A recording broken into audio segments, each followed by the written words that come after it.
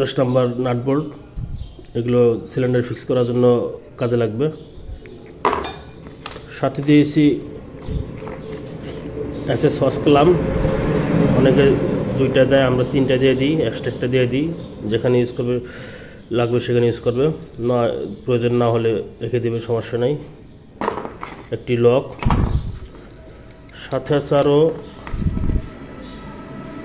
কিটের সাথে ফিক্স করার জন্য, ক্লাম্প ফিক্স করার জন্য 2টা।